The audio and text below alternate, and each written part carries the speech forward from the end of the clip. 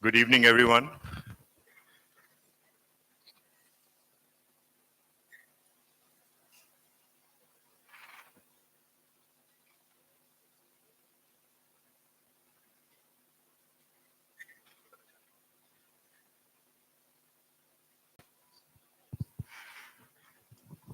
It gives me immense pleasure to welcome you all to this special session hosted by Ahmedabad Management Association featuring Dr. Shashi Tharoor, whose very name is synonymous with wit, wisdom, and an extraordinary command over the English language.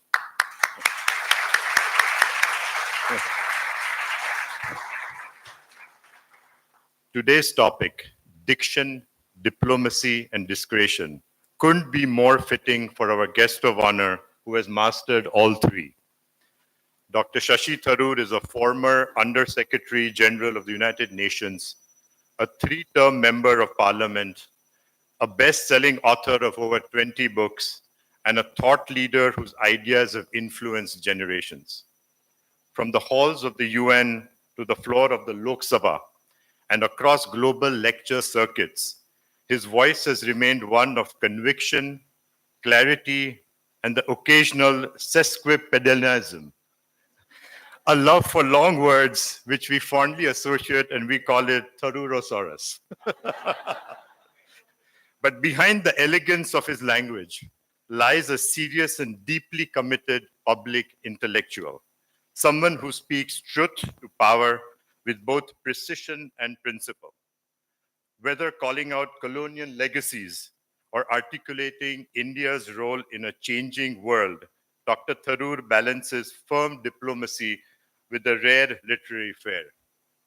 So there is English, there is Queen's English, and then there is Tharoor's English. Okay?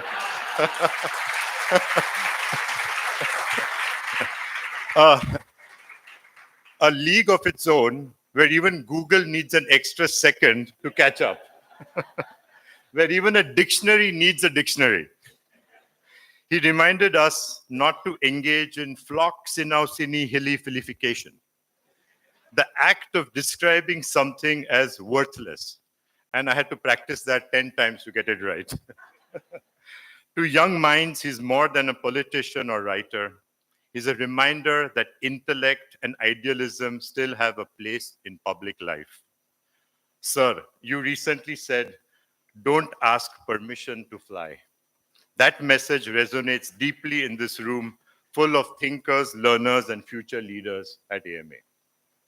On behalf of Ahmedabad Management Association, it is my absolute honor to welcome the man who taught us that diplomacy can be delivered with both diction and discretion, the incomparable Dr. Shashi Tharoor.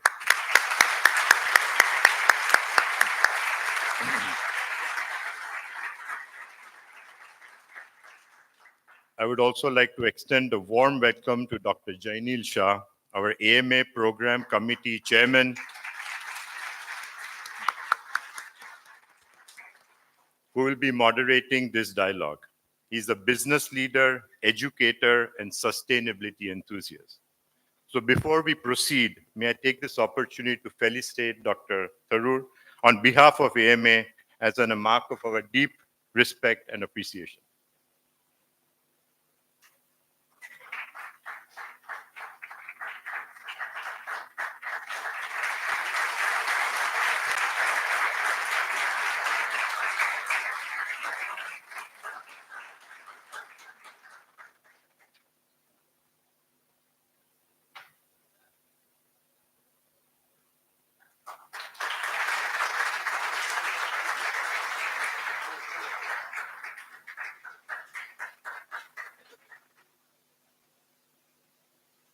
Thank you very much, and Jainil, all yours.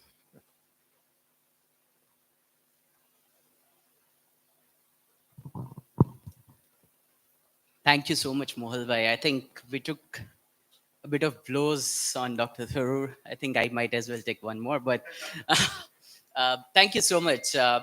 Before we start even our conversation, I just want to say that Dr. Tharoor went to a diplomatic mission on 5 different countries, including Brazil, Colombia, Panama, United States.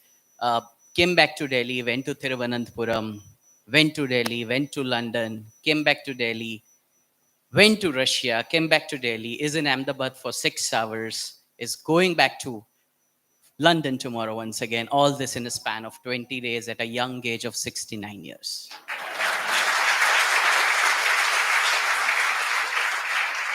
And such is his commitment.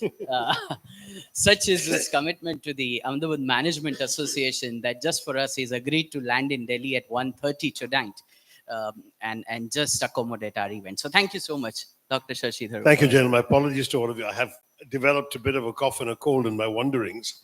So if I sputter occasionally through the conversation, forgive me. But I didn't want to let you all down, so I came anyway. That should make it a little more difficult for us to understand the English then, but that's okay. Makes it. All right. Dr. Tharoor, you're essentially a Malayali.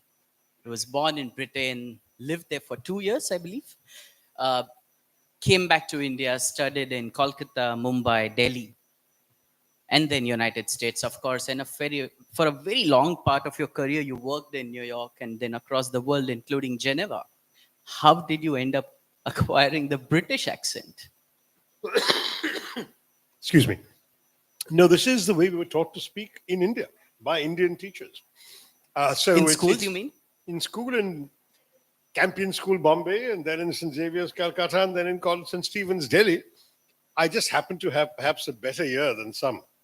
And so I picked up the way they taught me to speak. It's as simple as that. It wasn't that I got it from listening to the BBC or whatever, which in any case is a bit different. But no, it's just what I'd like to think of, not so much as an accent, but being accentless, in the sense that I try and say the words as they're meant to be said in the English language, and with the intonation and the emphasis in the right places. That's about all I'm trying to do. Yes, there are differences. And in India, as I've often explained to Westerners, there's no such thing as an Indian accent. There are usually 28 to 30 different Indian accents, depending on which Indian language is dominant for you. And so if you have first language that you've grown up in a place like Calcutta with Bengali all the time around you, then your English will sound very different from somebody who's learned, let's say, English in Punjab. And then ultimately, those languages tend to dominate the enunciation of your English. But in my case, my parents were themselves displaced from their homeland. I mean, they were born in villages in Kerala, but then lived all over the world. And so in no one place did I actually acquire that dominant pronunciation. So a couple of years in England, 10 years in Bombay, Mumbai as now is, high school in Calcutta, college in Delhi. So essentially it became that the way one spoke, one took with one wherever one went, as it were. And then when I went to the States, I resolutely refused to acquire the American accent, which, in some ways makes life easier to fit in with people around. But I said, look, this is the English I was taught. Why do I have to learn another English now? So I'll continue saying tomato and not tomato, and so on. Even though the risk is that some Americans will think you're being affected, but this is simply my language and you can understand what I'm saying. I left it that way. So wherever I went, and then I worked for the UN, where in any case there are multiple English accents from people from all over the world. And it didn't really make that much of a difference at the end of the day, as long as you were understood. Wonderful.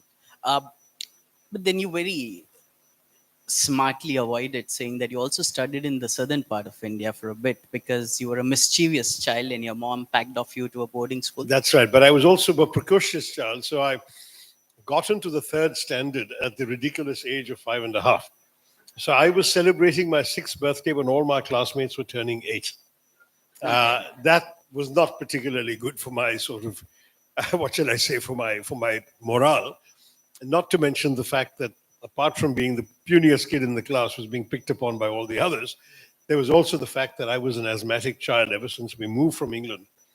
I had developed a rather nasty bronchial asthma, and it got very much worse perhaps partially for psychological reasons, being alone without parents and so on. So after 1 year in boarding school in a otherwise lovely southern hill station, I quietly was packed off back to Bombay. And there my school very sensibly refused to admit me in the fourth standard despite my marks. I had come first or second in class, and they said, no, nothing doing. No kid this age is going to go into the fourth standard. You have to do third again. So I'm afraid my life started off with a setback. I had to repeat a year. No, that's true. Uh, but again, talking about your school years, you've said on certain forums that your mom was an extremely strict mother. I know this is a tough question to ask when my mother is in the auditorium. Oh, I but, see. All right. but you said that you've never missed getting a first rank in your all the exams that you've taken in life, and yet she was never satisfied. That's right. So my mother was, bless her soul, she's alive. She's 89. She lives with me for the last 5 years, and we have never had a better relationship than now. But during my childhood, it was always tough because I could never, ever satisfy her, whatever I did. And so I constantly grew up with the pressure of not being good enough in her eyes. And mind you, I mean, this could have driven some other kid to crack up or something. I mean, it just so happened that the way I responded was to continue to keep on striving and excelling. But No, but then maybe your mother was preparing the you for politics. the 1 year that I didn't come first in class, and I don't know whether these days kids are ranked anymore, but certainly in those days, you know, every class you were ranked, and in fact, Calcutta High School, every exam you were ranked. So if I didn't come first, it would be like there was a mourning going on at home. You know, my mother would not be able to face me as if somehow I had. You know. So anyway, to cut a long story short, in some ways, that kind of thing can build character. It can make you determined to stay on top and never take anything for granted. You know, even if you've come first, doesn't matter. Next year you're going to somehow better first. That kind of thing. That feeling was always there. And the other thing also was that I later discovered that while she was constantly putting me down to myself, she was embarrassingly boasting about me behind my back to her friends, and they were resenting her for why she's constantly praising her son. So you know, mothers are very special creatures. I don't think one can analyze their motivations. No, but then, were you a little less demanding as a father to your kids? Very or- much so. And I must say my kids have turned out fine. I gave them a very free hand, barely ever raised my voice, and certainly never raised my hand, not just against them, against anybody, but I never believed in the old-fashioned school of upbringing through which I was brought up. Yes, I turned out okay, but I didn't feel any need to treat them that way. And I didn't send them to boarding school, I might add, at any stage, even when they were mischievous. But no, it was for me, I think just one of those things, you know, you don't get very much choice in who your parents are.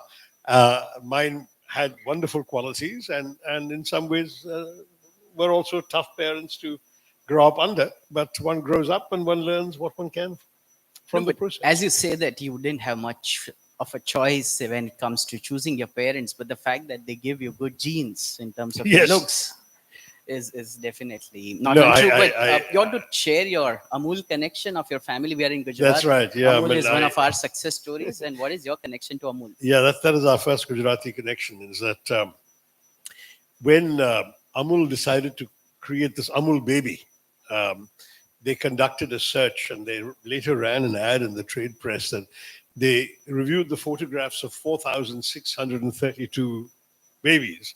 They wanted a girl baby, ideally. And it was Sham Benegal, who was the photographer in those days, not yet a film director, 1961, I think it was. And he knew my father, who is the Bombay manager of the Calcutta paper, The Statesman.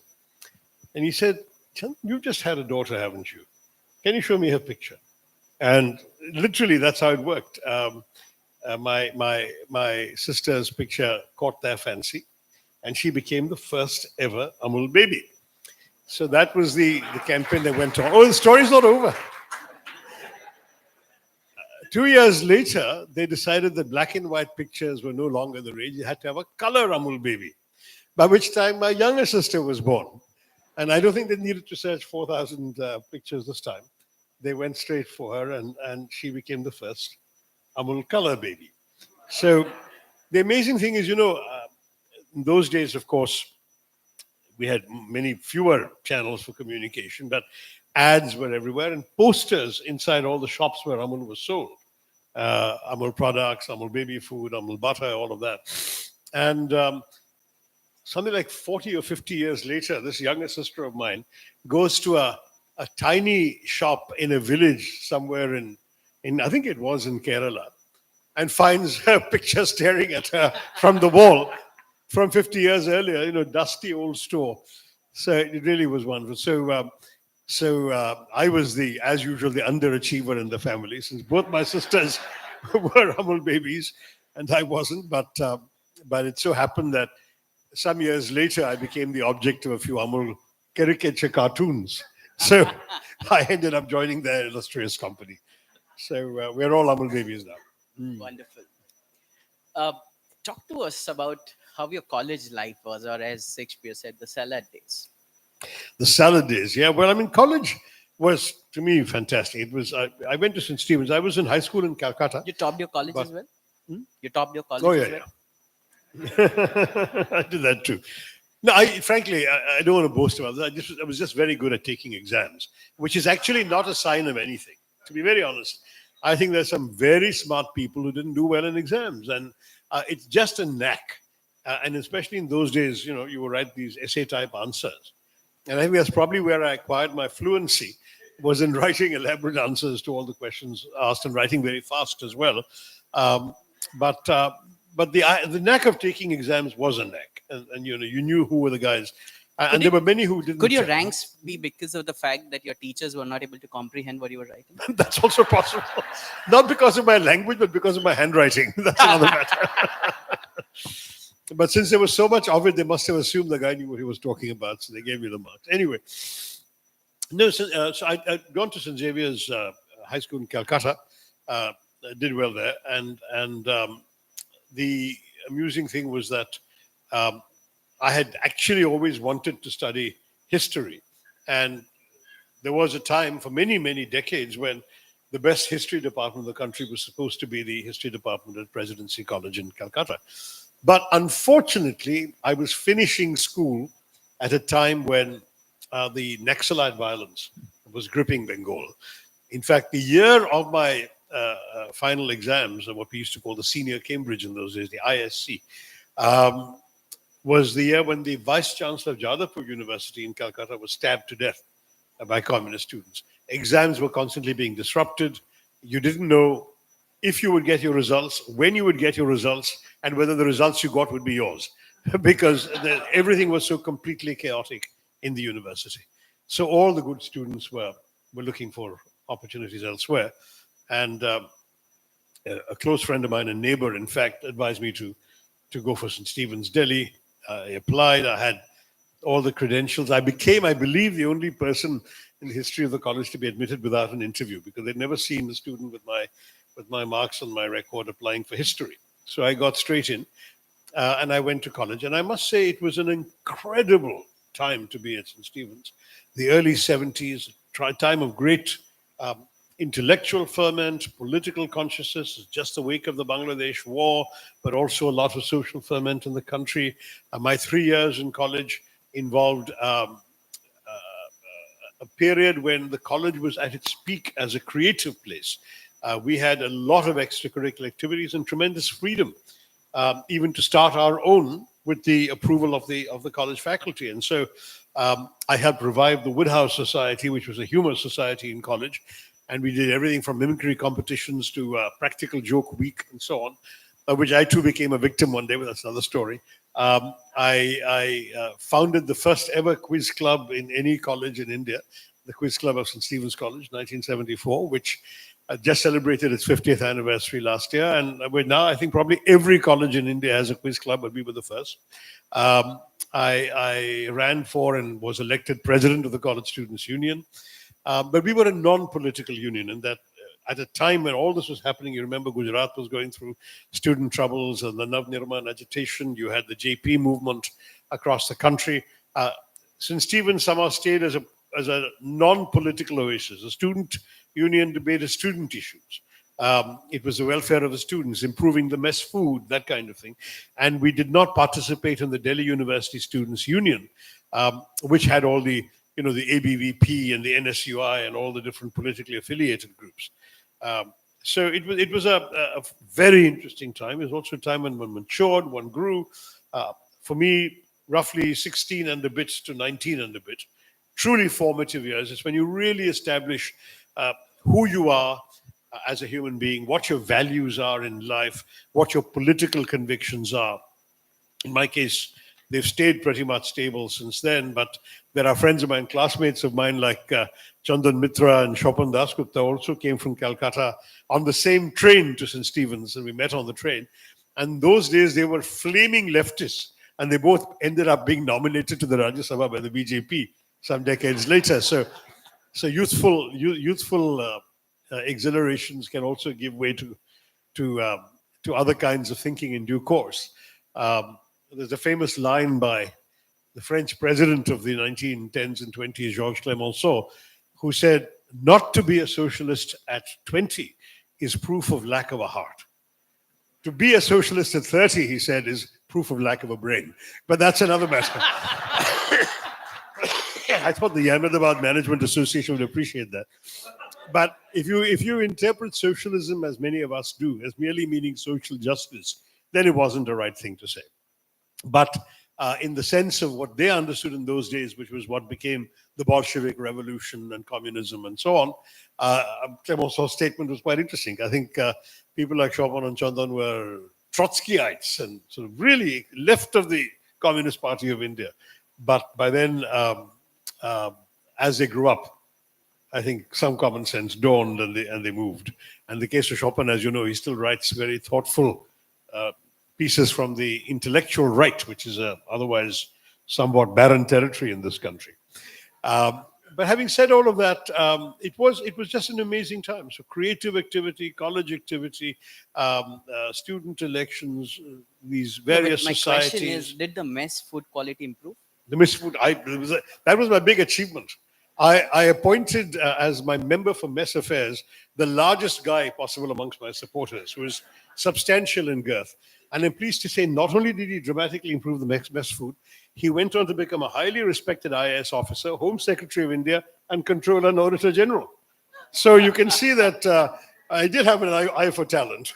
Absolutely. Is that where you developed also a love for, or rather your aspiration for foreign services at the St. Stephen's? I was always very interested in world affairs.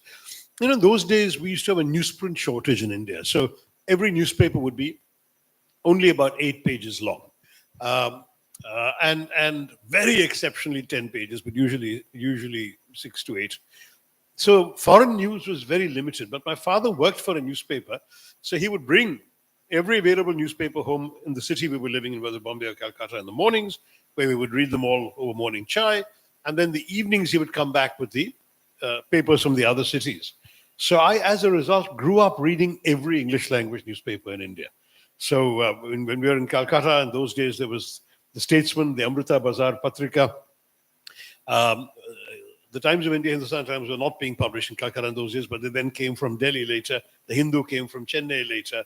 The Indian Express came from Delhi or Mumbai later. And so suddenly we would have all these papers at home. And I found myself fascinated by the little different snippets I was getting of world affairs and foreign news. And the Foreign Service was also a very glamorous service. My late grandfather always wanted me to join the IAS because for them, the powerful guy in the area was the IAS officer, the collector. I was never very attracted by a job with the title of collector. What are we going to collect here? Not even stamp collecting had appealed to me so much. So I said, no, Foreign Service sounds much more interesting, and the world seems an interesting place. And in those days, frankly, you had to be in the top 10 in the UPSC examinations to get into the Foreign Service, because it was the most sought after service. Literally, they would only take 7 or 8 people a year. And if you were not in the top 10, you wouldn't get in, because everyone opted for the Foreign Service usually. And the IAS was a distant second choice. Today, it's very different now. Even the Revenue Service, people wanting to make money in customs, I think, are preferring that to the Foreign Service. But in those days, foreign travel was rare. to actually be paid to go abroad seemed an amazing prospect. So that was the goal. And yeah, so I was that was my aspiration. And is that true that Natwar Singh was once visiting St. Stephen's and he rather He made a speech. Yeah. made a speech saying that St. Stephen's intelligence should not be wasted in foreign services because Not in foreign. He was a foreign service officer, but he was talking about government service generally. okay. And I think it had a drink or two before coming for. It was a that made him more honest. it was a dinner event, so it was an after dinner speech. And I was, it was what we call the games dinner, a very prestigious dinner for the athletes of the college. But I was there ex officio as president of the college union.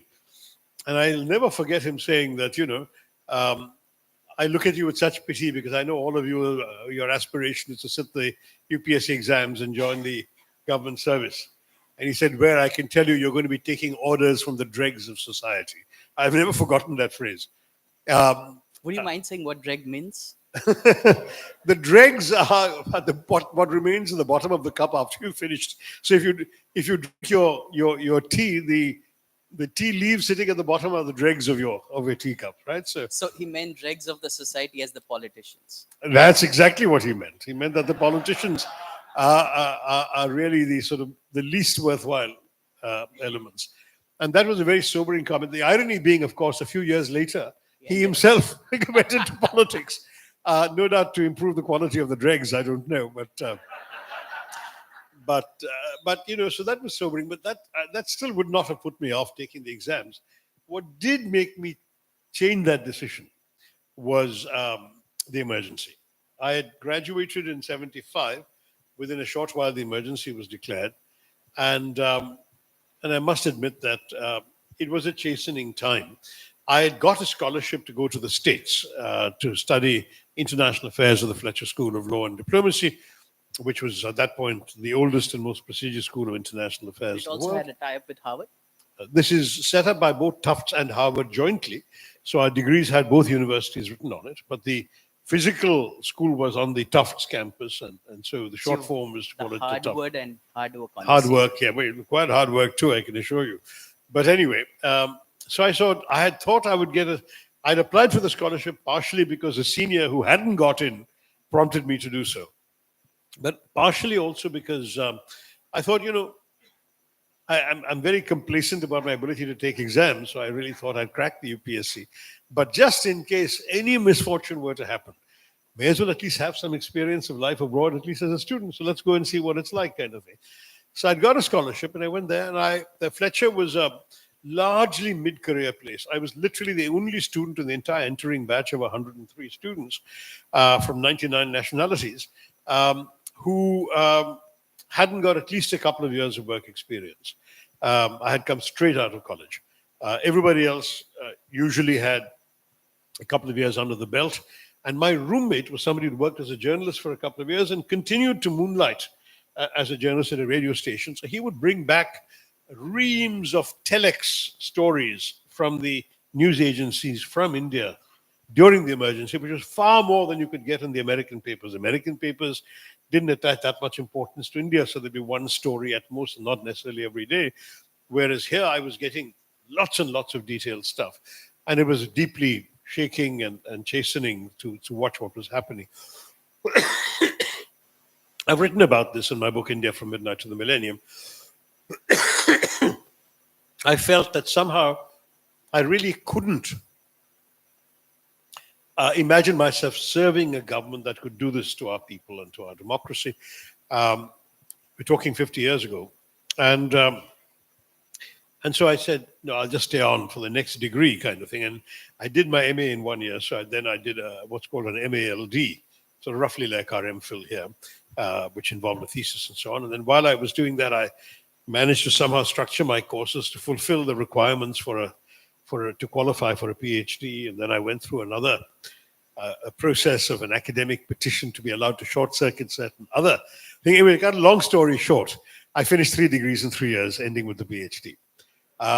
And is that true? All this is a result of just postponing the decision to take the UPSC exams.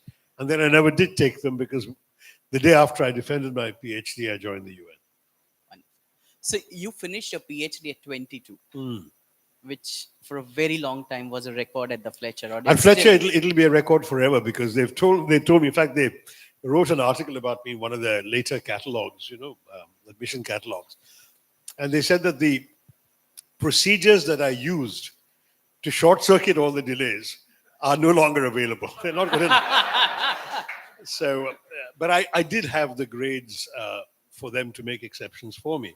And I just had done, but I'd won the best student prize in my first year and so on. So, I mean, they had something going. And there too, I'm proud to say I wasn't completely immune from extracurriculars. I helped found the Fletcher Forum for International Affairs, which is today, again, in its 50th year, and which has now become a fairly respected international affairs journal in America.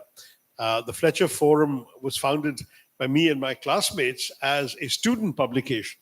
But today you have secretaries of state writing for it and so on. So it's a very serious journal of world affairs. But that, again, is part of my legacy to the school. And did you ever attempt writing for IIM?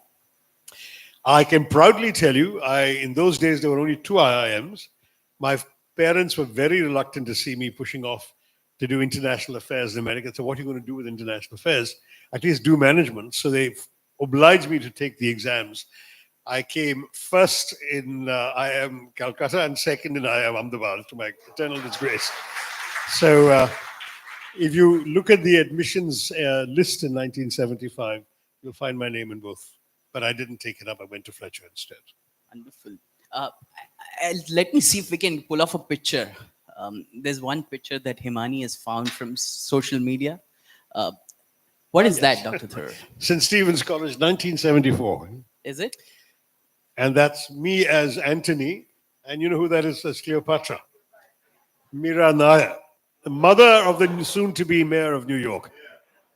Okay, that's Meera Nair, is it? And I'm told that the entire cast has also went on to achieve significant success in their lives because Piyush Pandey, Amitav Ghosh, and so many more were a part of it. Ramu Damodaran was private secretary to Narasimha Rao. Piyush Pandey, the advertising guru. All of them were part of the same play. It was a big cast. Shakespeare's plays had big casts. So there are a lot of them there. Amitav Ghosh, I think, didn't have a major role, but he was a spear carrier, a wonderful writer. You want some? Amir Raza Hussain, who went on to become a famous theatre director. Who else? There were many others. Suvir Kaul became a professor in the States of some renown. But Meera Nair once said that before romancing you, she would eat onions. That's right, because she was That's right. She was a fresher, and there was a kissing scene. Now, this is India, 1974. No one actually kissed, right? I mean, so the idea was that I would turn my back and appear to kiss her, so there'd be no scandal.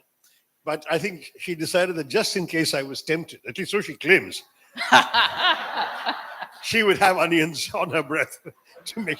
Now that's the story she tells. Whether or not she really ate the onions, it was a good story.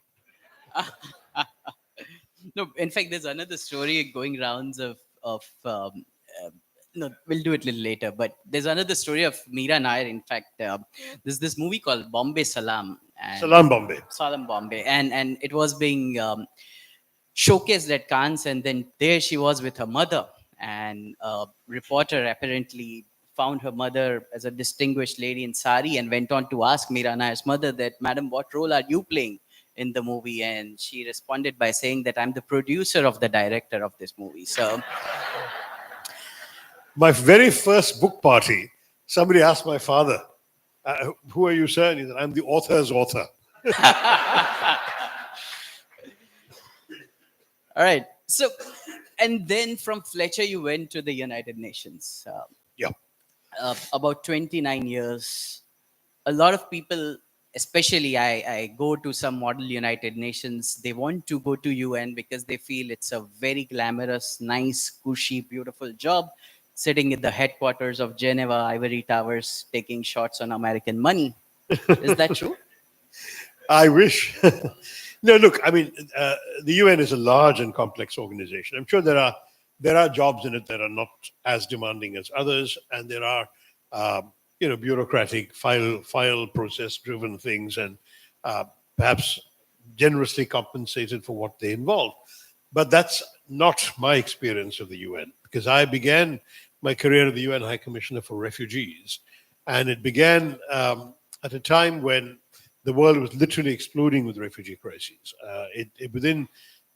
Literally within a short while of my joining, you had the Soviet invasion of Afghanistan and the Afghan refugees flocking into Iran and Pakistan. The Vietnamese boat people were getting onto little boats and fleeing communist rule, which was just 2-3 years old at that time.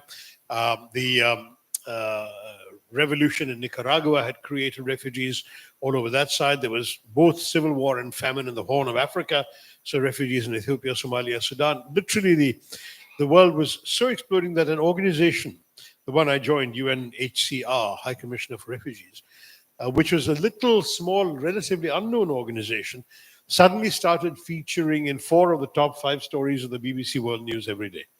And I had joined when it was still small and unknown, and suddenly I found it shooting up, and the opportunities for exciting, meaningful work that it gave me were phenomenal. So I was working initially in the information side in Geneva at headquarters.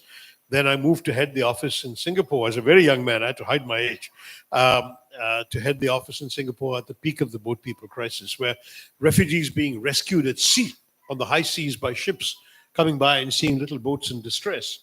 Those refugees would then be brought into the port of Singapore, and it was my office's responsibility to negotiate their disembarkation with the authorities, organize their accommodation in a transit camp, which was in chaos at the time that I arrived, then managed to get them resettled out in other countries because Singapore wouldn't take them otherwise.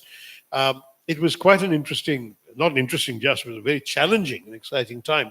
And while I was heading that office, I also had the first Polish refugees, Polish seamen who jumped ship upon the declaration of martial law in their country during the Solidarity movement. I had to solve a couple of very delicate problems involving refugees from other Southeast Asian countries. So in many respects, again, just as St. Stephen's College was the shaping of me as a human being, this was truly the shaping of me as a professional. Because there's a lot of diplomatic work involved in negotiating with ambassadors and so on, persuading them to take people when they don't otherwise have a reason to take, all of that. Negotiating with a rather tough host government. The Singapore government was always a no-nonsense, very tough player to deal with. And to do so well in such a way that you leave behind a positive impression of yourself and serve the interests and mission of your organization was really an amazingly rich and rewarding opportunity for me. And I look back on those 3 years with tremendous satisfaction. Perhaps even more important, that's when my twins were born in Singapore. And it probably, if they had been born anywhere else, they wouldn't have survived because they emerged 8 weeks prematurely. At 1.2 kilos each, they began losing weight. One of them, the heart stopped beating. And Singapore is a superb medical system. And they survived. In touch with, they're both going strong now. But all of that means that those 3.5 years in Singapore left a very deep impact on me, on my experience, my memories, and my personality, including my professional competence, because I realized how much I could push the envelope, get things done. I mean, I know in management, you're always talking about pushing the envelope. I did it. I took a lot of liberties, and as a result, found solutions to problems that otherwise had semed intractable. Was it at UN when you picked up French? Yes, so I had picked up French during my first stint in Geneva, as soon as I joined. I'd always been curious about the language, attracted by it. I even tried to teach myself in India, not very successfully. But when I enrolled in the UN's courses, I discovered I had a talent for it. And 2 things I did was I did slog hard, and they gave me a couple of double promotions. So I was able to finish a 3-year course in a year and a half. But more importantly, I refused to obey the advice I was given by every well-meaning person, which was, don't try and speak French until you've mastered the language. The French will never forgive you if you massacre their language, kind of thing. And don't do it. But I decided that the only way I would ever get to grips with the language was by trying and speaking it, even when I didn't know enough of it. And so by speaking, I improved. And so, yeah, it became an acquisition, as well as I got myself a formal UN full professional fluency certificate in French. Wow. But then while you were at Geneva, you tried theater there as well. Is it true? I did one play once. I mean, and it was quite amusing because it was, I had just come from this experience of acting in India and sort of, enjoyed being the hero, as it were, and the star of these shows. And I went to the Geneva Amateur Dramatic Society, which is the English language theater in Geneva, and assumed sort of, that the world would be at my feet. It wasn't, believe me, because I was the wrong color. So the auditions were for the play Barefoot in the Park, which is I don't know how many of you know the play or the film. It's a light-hearted comedy, very interesting and amusing. But anyway, I ended up auditioning for the hero's part and ended up being cast as the dirty old man. I was 22, so you can imagine. Dhanyavad. But anyway, I enjoyed playing the dirty old man once, but I realized that this kind of life was not consistent with the kind of career on which I had just embarked, working for a high-stress refugee organization, especially at a period of growth. So that was the only play I did in my UN career. And after doing that, I had fun doing it and made friends who remained friends for a long time. I still, after that, didn't go back for any more auditions. Wonderful. Because I'm being told that by the time Pakistanis are trying to understand your English, you've moved on to thrashing them in French. But it is something that you ended for India. Well, actually, it so happened that I was meeting with the chairman of the Foreign Affairs Committee of the Russian lower house of parliament. So in a sense, my counterpart. Though in India, my committee is both the upper and the lower house together. In most other countries, there's separate. Americans have a Senate Foreign Relations Committee and a House Foreign Relations Committee, and similarly with the Russians. So this guy was from the lower house, and his English was halting, but his French was fluent. So I said, we'll speak French if you like. He said, fine. So we switched into French, and that's why I didn't realize the cameras were rolling when I went on speaking quite frankly to him. But anyway, doesn't seem to have done too much harm because Certainly not. But talking about how your French has come to know into this country, you seem to have gathered a lot of attention on social media. Sometimes the kind of attention you would like, sometimes the kind of attention. usually not. Exactly. Is this also the price that you pay as a politician in India? Because, I mean, half of the auditorium would have fantasized being a prime minister once in their school days. The other half would lie if they didn't. So politics has been a fascination of this country. And everybody feels it's a glamorous job. There's respect, there's power, there's ability to make larger impact. You get free tickets in IPL and whatnot. But, I mean, if at all. But it comes at a big price, isn't it? It does. Well, first of all, politicians actually work a lot harder than people assume. And I refer particularly to Lok Sabha politicians. When you're elected and accountable to 2 million people, and believe me, sometimes it feels that they're all descending on you at the same time. It can be a taxing responsibility. The second thing is that the work of politics is a very special domain in its own respect. It's so different from any other profession. Nothing is entirely straightforward. There are the things you say, the things you mean but don't say, the things you say but don't mean. I mean, there's all of these things happening at the same time. And at the same time, I've always believed that the only reason to be in politics is to have and to pursue a vision of a better society, a better country, a better future for your land. Otherwise, why bother? To my mind, it's that vision that brought me into politics in the first place. And it's that vision that keeps me going. And because I'm fairly clear about the kind of India that I'd like to work towards, I have no illusions I'll achieve it in my lifetime, but if I can keep striving towards it, that's what makes it worthwhile. And to me, a political party is a vehicle to get your ideas into office and into a position to make a difference. That's ultimately what politics is all about. But I have to admit that increasingly, it's not that for very many. And that very often the pursuit of power becomes an end in itself. It's power that you exercise as power rather than power for transformative purposes. And that's something that has troubled me. And I must admit that I've begun in my own ways as a politician to try and focus much more on specific issues and outcomes rather than on parties as institutions uh,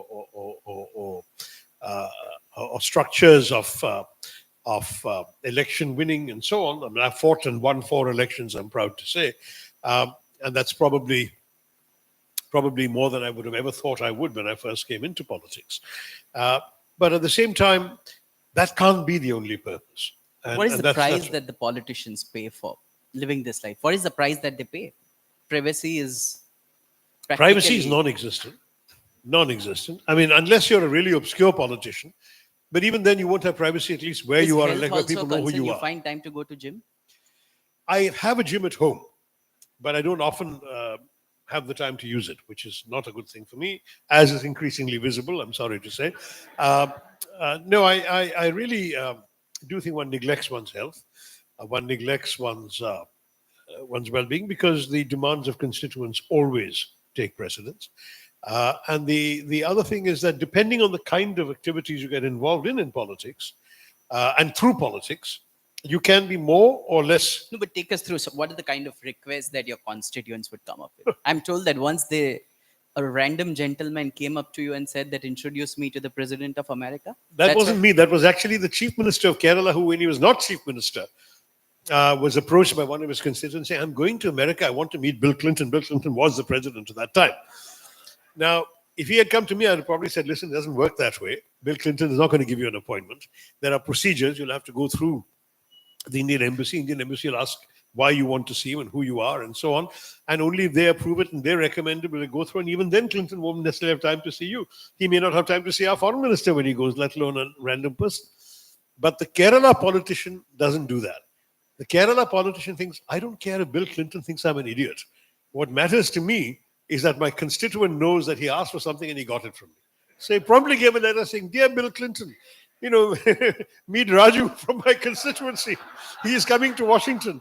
Please give him your utmost attention. Yours sincerely, Uman Chandi, the former Chief Minister of Kerala. And this story is told with utter sincerity as an example of how Kerala politics is. It may not be so true in every other part of India, but when I'm in my constituency, if I do a meet the public session at my office, there'll be at least 250 people within a short span of time. Even if I block 2 hours, I'll end up spending 3, 4. And during that time, the demands are overwhelming, but they're also overwhelmingly nothing to do with the larger welfare of the country. Most people come to politicians. It's a legacy of our earlier, Ma Baap Sarkar kind of legacy, where people expect the politician to be the person who milks the state for their personal benefit. So, my son is applying for a job. Please speak to them and get him the job. My son is serving in the BSF or the CRPF in Nagaland or in Chhattisgarh or whatever. Bring him back. Here's the excuse from the family. His mother is not well or whatever. He needs to be closer to home. Literally 90 to 95% of the requests a politician gets are personal favors for constituents. And many of them in the Western world would be considered borderline unethical for a politician to do. But in India, that's exactly what you are expected to do. You are expected to does service. that hurt that you're a thinking politician then? Beg your pardon? Does that hurt to be a thinking politician? In the sense that you would- That's a rare breed by and large. I shouldn't say that. That's unfair. I take it back.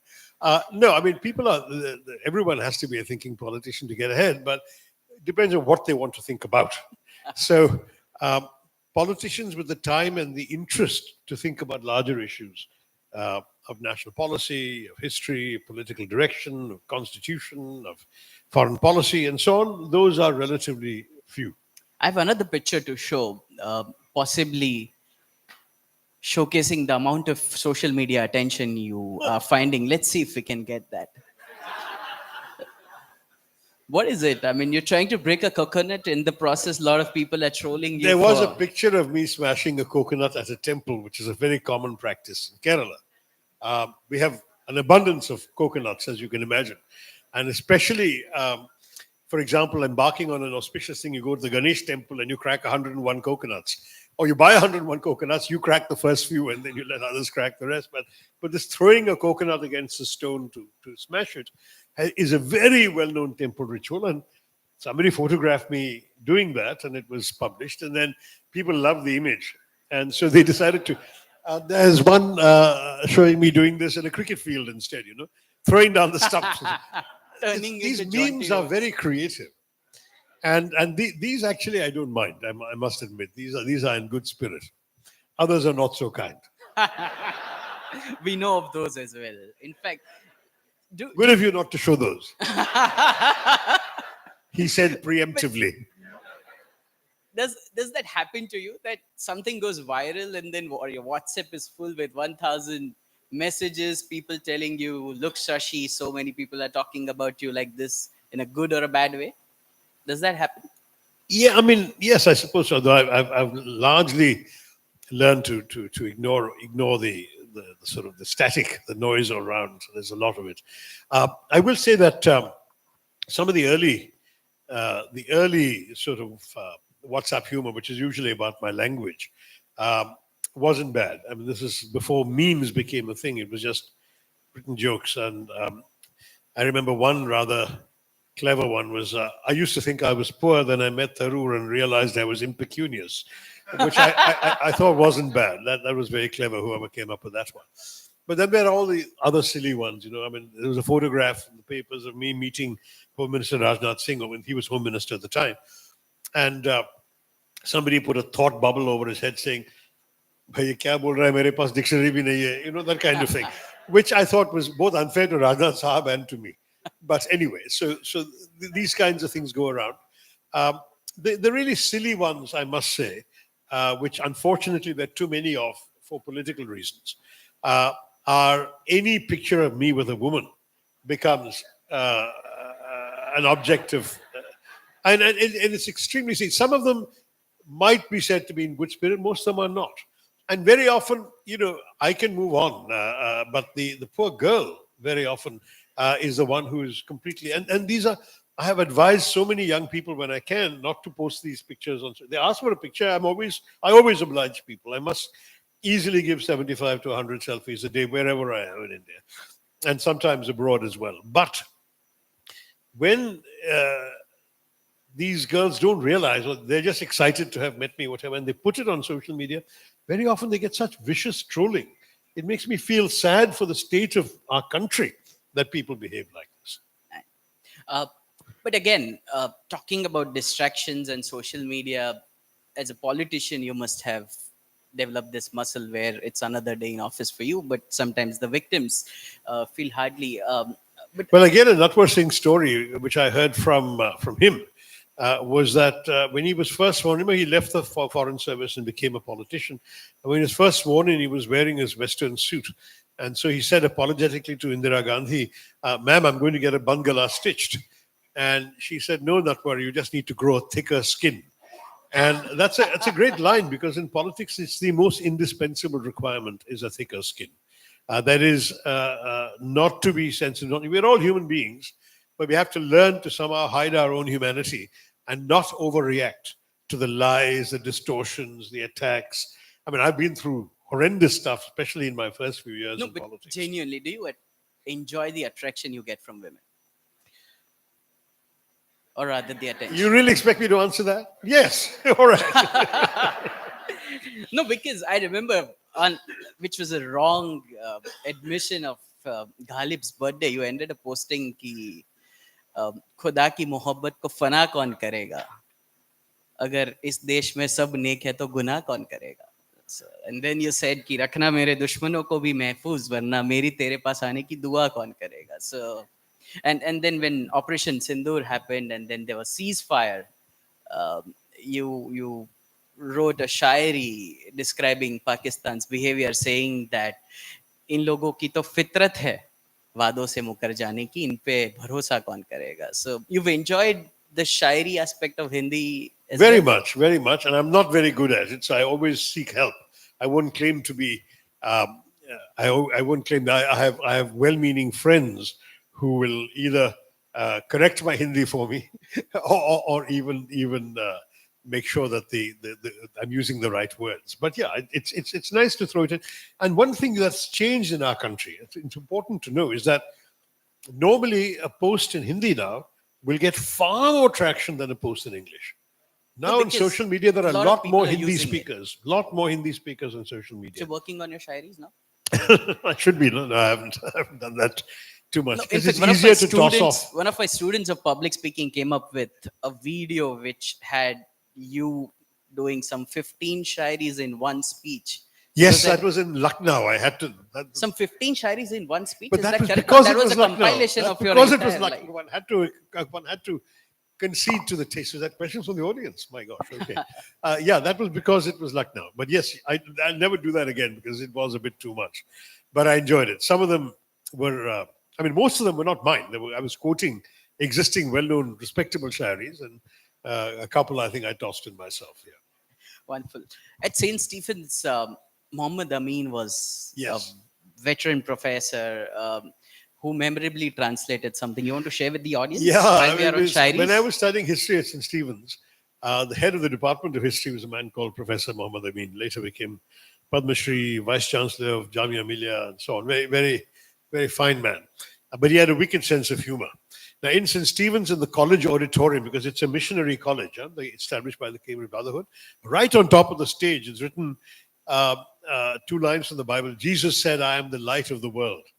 And continues from there. But that was the key. So Muhammad Amin said, Jesus said, "I am the light of the world." Jesus ne kaha main noor jahan hu. So that irreverent, no offense meant, even the Christians laughed. It was a clever line. Wonderful. We got a few topics on what you've done recently on the diplomatic missions. What happened at Pahalgam was totally unfortunate. Yeah. And in the sense, the kind of attack this was, it was not the first terrorist attack, but in the way it was conducted. Yeah. Government was. Unfortunate is too polite a word. It was malicious atrocity. True. You've gone to about 5 countries, ended up convincing one country to withdraw their statement and put a more sympathetic statement towards India. What is your understanding of those countries? Are they willing to be more sympathetic to us? Unfortunately, should the neighbors attempt such another misadventure ever? We left them in no doubt that we had run out of patience after decades of unprovoked Pakistani terrorism against our country. And not only did we explain what had happened and why we took the actions we did and the manner in which we took the actions with great restraint and responsibility, where in our initial strike, we took pains to convey that this is not the opening salvo in some war against Pakistan. It is merely retribution against terrorists, and we only hit terrorist camps, known terrorist camps of organizations proscribed at the United Nations and often listed by the US State Department as well on the terrorist wanted list. And for us, it was very clear that if Pakistan understood what we had done and chose to leave it there, we would have stopped. We had already said we would. But if they retaliated against us, we would retaliate back. And throughout the 4 days, the 88 hours of Operation Sindoor, what we said the same thing. You hit, we hit back and harder. You stop, we stop. And the day they called and said they want to stop, perhaps under pressure from President Trump, as he claims, I don't know, then we stopped. And we didn't need to be persuaded. And but is the Western world willing to understand our version more clearly now? Yeah. So the whole purpose of this exercise was to explain to people what had happened, what we had done, how we had done it, so responsibly and with restraint, how the reflexive, whenever you hear about conflict somewhere, the reflexive attitude of people is to call for peace and dialogue and so on. And we had to explain why. This is not, for example, in Colombia, as you alluded to, they had actually not said anything at the time of Pahalgam because 26 people dying in India was small news in Colombia, or no news at all, perhaps. But when we struck Pakistan with those missiles on the night of 6-7 May, the somewhat left-wing government there, because of their reflexive support for peace and so on, immediately issued a statement expressing heartfelt condolences to the victims in Pakistan. So I had to explain to them why this was a completely misplaced statement, and I said so. I expressed my disappointment in a press conference, and then I met with senior officials and conveyed that. And the next morning, the foreign minister withdrew the statement, and it was officially withdrawn. And they said something more positive to the media. In other places, we actually were able to get some very high-placed people to say not only that they respected and supported India's right of self-defense, but they actually commended the restrained manner of our response, and that we could have been much worse and we weren't. So I would say that by and large, a lot of understanding. But I would usually end by conveying that they should not be surprised that if this happens again, we too would do this again. And we wanted understanding in advance. And I believe we've left everybody in no doubt about our feelings and our intentions. Wonderful. Well done. There's a question from a young girl, I believe, Hema Sagar. She says that if there's one thing you want to do differently in your youth specifically, what would it be? In my youth, I don't know. I don't know, maybe I'd like to have played a bit more cricket. I always was a passionate, when I was a kid, I wanted to play cricket very badly. And that's just what I did when I grew up. I played cricket very badly. But I somehow think that maybe if I had backed myself a little more, practiced a bit harder, try. But I was doing so many things in college. I never really tried out for the cricket team or went for any practices or whatever. And that may be the one thing that I would have enjoyed, with hindsight doing. Wonderful. There's one question.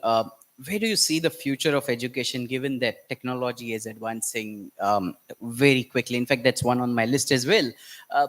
Why is this not a very bad idea to have one best teacher of mathematics in Gujarat, in Punjab, in Kerala, teach it, and then everybody has virtual classes and glasses and VR, and it just does the job? I mean, I'm talking about 5, 10, 15 years down the line. Do you see it becoming irrelevant in future, the buildings and the facades, the bricks and the mortar? No, because I believe there are various reasons why no, but I'll give you 2 or 3 right away, which is that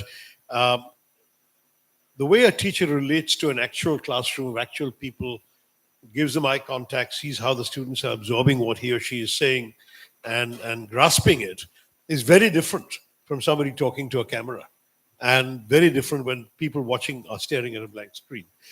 One thing we all discovered during the COVID pandemic, when so many classes went online, is how everybody, starting with parents, said this is not good enough.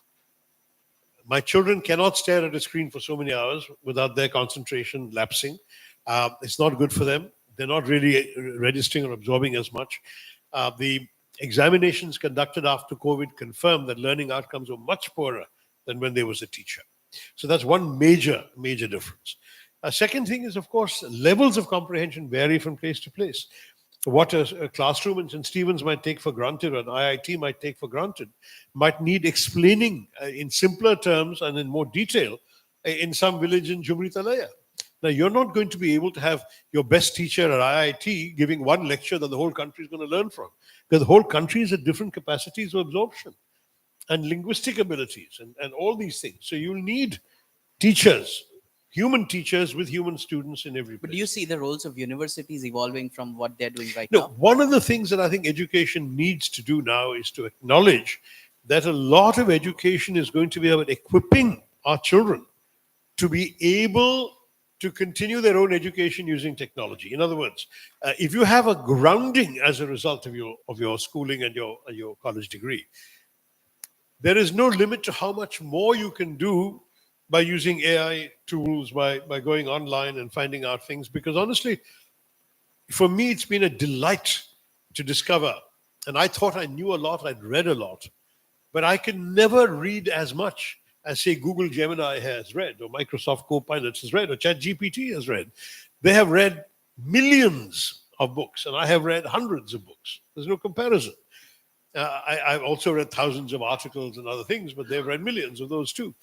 And so, as long as you have enough grounding to know when something sounds off, these blessed programs can apparently still hallucinate and give you wrong answers. And there's been a celebrated case in one of the high courts when a judge pulled up some lawyers for having got ChatGPT to write their brief for them, and it turned out that ChatGPT cited some cases that had never existed.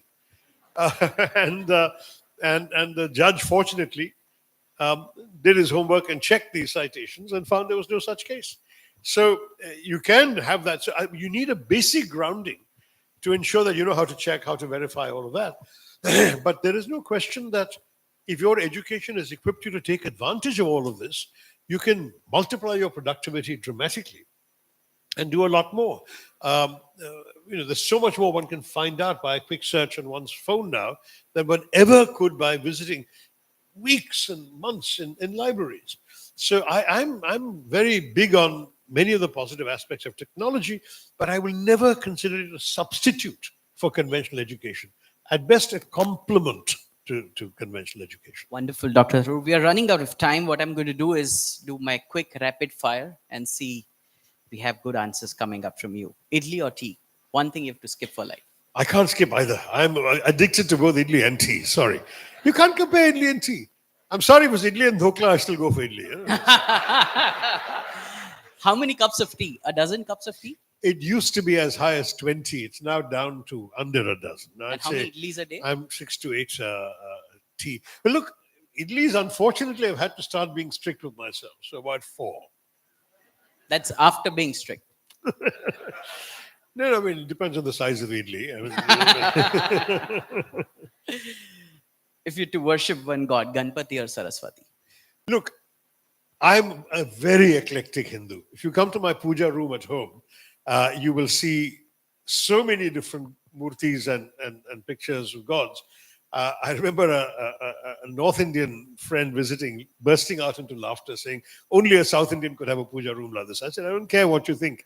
But for me, they're all relevant because I've read very deeply and extensively and widely into Hinduism. And if you look at the classic notion of the divine, Hinduism has always understood that ultimately the Nirguna Brahman is the essence of the divine. That is, God without qualities, without shape, without form, without gender, without identity, without finite quality. But because the rishis realized after a few centuries that that wasn't good enough for ordinary people, that they were focusing their worship on trees and rivers and mountains because they hadn't fully been able to grasp the ungraspable nature of the divine, that's when they came up with the idea of the Saguna Brahman, the God with qualities. But the rishis were smart enough to say, since no one really knows, there is no one image of God that is absolutely correct, and no one has seen that. No one has seen in that form. You are free to imagine God as you wish, because God is the crutch. The image of God is the crutch you need to worship something larger beyond your comprehension. And that Hindu idea is an amazing idea, because that's why we have 33 crore names of God and forms of God. Because any quality, any need we want, we can symbolize through character. So you want a God who is auspicious, who removes obstacles, you worship Ganesh. You want the goddess of knowledge, you go to Saraswati. Every form is equally valid, equally acceptable. And that's what, to my mind, is the strength of Hinduism. I know I'm going to get into an argument with some bhakts here. But just as if you want to imagine God as a 10-armed woman riding a tiger, Durga, you're free to do so. You want to imagine God as an elephant-headed man with a mouse by his side writing on a tablet. That's Ganesh. You're welcome to do that too. But equally by the same logic, and this is what Swami Vivekananda taught us, if you want to imagine God as a bleeding man suffering on a cross, that is also acceptable to the Hindu. All right. And this is very, very, very fundamental to my understanding of the faith. I don't have a cross in my puja room, but I still have a number of deities. And in the morning, I start off with Ganesh. I carry on to Shakti in various forms. Then the classic Hanuman, Ram. But I also have a brief shloka to Brahma. And carry on to Krishna, carry on to a particular Kerala form of Krishna, which is Guruvayurappan. Ayyappan is also worshipped in Kerala, and end up with Shiva. So it's a whole circuit. Wonderful. And for me, this is all essential. Saraswati comes very, very much there because, again, um, knowledge and purity are both essential. Somehow, I've never found myself worshipping Lakshmi. And maybe that's why I'm But only a That's poor what they say. politician Once and you're not Saraswati, a successful business. Lakshmi is going to take care of itself. So, uh, for a vacation, Kashmir or Kerala? Kerala. I actually am not too good at cold weather. Okay. Education ministry, foreign ministry. Look, and that will sound as if I'm bidding for a job, so I won't answer that question.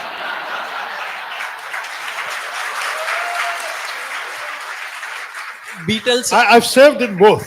I've served in both, and That's they the both have reason I great asked. strengths. In fact, it was a HRD at that point of time, not education. So, But it was de facto education. All the other bits of HR had been stripped away over time. Beatles or Kishore Kumar? Oh, impossible to answer. I loved them both as a You're kid. not answering any of these. I mean, that's not done. Well, that's how you structure That your is what question. happens. You are good at English. You know, Italy or tea. I can't. Ganpati Saraswati. There's a lecture on Hinduism, Kashmir or Kerala. I'm bad with cold.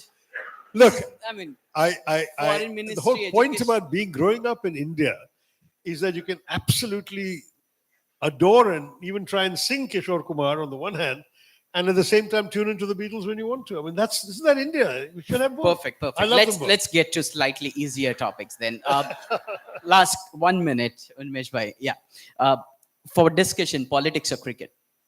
For discussion, undoubtedly cricket. Wonderful. Books or debates? Books or Debates. books? Okay. One global leader you would love to debate with, except Narendra Modi. No, he's a globalist. Said that's what he said. So. I can tell you, I would not want to get into a debate with Donald Trump. That's for sure. All right, Dr. Tharoor, one last question. In Ahmedabad, we don't let anybody off without tip. In fact, our past president Mukesh Patel says कि tip लइए तो tip ही जवाए. But I mean, So you're going to give me a tip, or I'm no. going to give We you a want tip? you to give one tip on public speaking and not on reading or English, but on public speaking. We have some youngsters here who want to speak as fluently as you do. Look, I mean, honestly, learn by doing. It's the honest tip. That is that. Believe me, when you start speaking in public, you will find yourself nervous. You will find yourself stumbling. You will find yourself making mistakes. Or if you don't, you may be very good the first time, but the second time you try, you might do. So be prepared that there will be halts and stumbles along the way. But the satisfaction of, again, seeing what you do that affects an audience positively, seeing how to do it in a way that they seem to enjoy, and you get that feedback from their reaction. There's no substitute for that. And the only way you can acquire that is by keeping on doing it. So if you go ahead and do speech after speech, some will be great, some will be so-so, some might be disastrous. Learn from each one, you'll get better at it.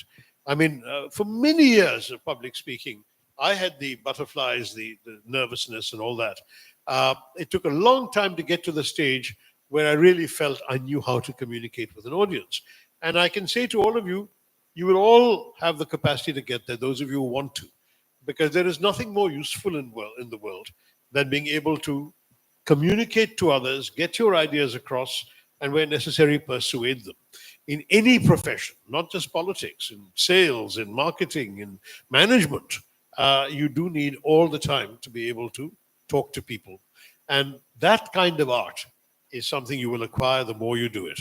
So good luck, all of you. Wonderful. Thank you so much, ladies and gentlemen. Dr. Shashi Tharoor.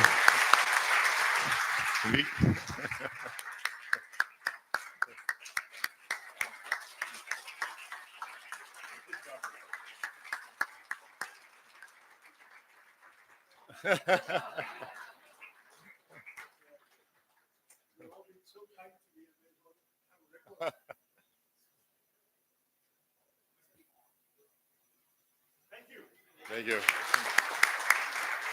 We can obviously go on and on, Shashi Tharoorji. This is, I mean, incredible, very frank. And on behalf of AMA, extend our sincere gratitude to Dr. Tharoor for taking time to engage with us so generously and insightfully. Thank you also, Janil Shad, for modernizing this dialogue. Thank you very much. Thank you all for coming.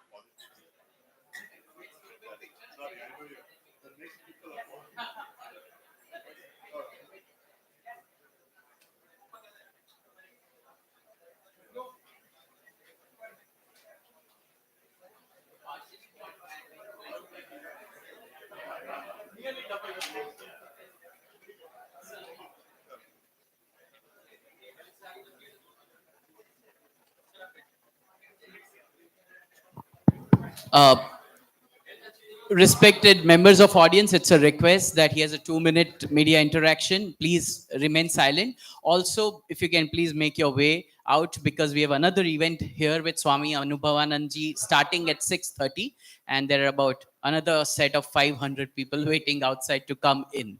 So thank you so much. Please. And a big thank you to all those who were in the other auditoriums. I'm told there are 2 auditoriums which were very full. Um, to all our friends from media, keep it very short. He has another engagement. Thank you.